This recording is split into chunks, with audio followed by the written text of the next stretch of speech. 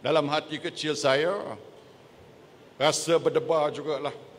Kod-kod komitmen seperti ini tak dapat dipenuhi.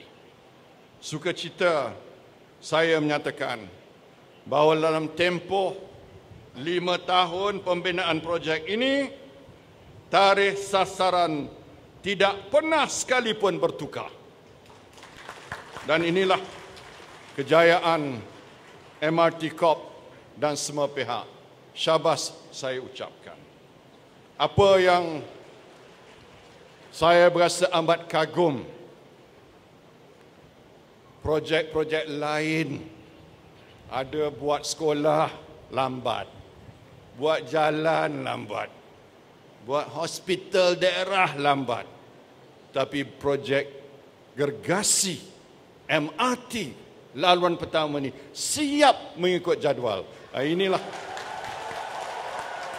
kejayaan yang boleh kita bangga. Dan bukan setakat itu saja. Bila masa kita mula-mula membuat perancangan, kita telah mengandaikan projek ini akan menelan belanja 23 bilion. Tetapi bila projek ini dilaksanakan, maka ia telah menelan belanja sebanyak lebih kurang 21 bilion ringgit. Berarti bahawa penjimatan 2 bilion ringgit.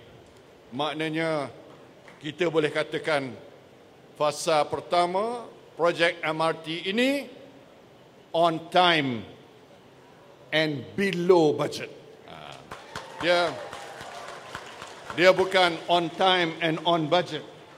On time and below budget. Itulah. Sebagai Menteri Kewangan, saya rasa seronok sekali lah bila saya dengar below budget.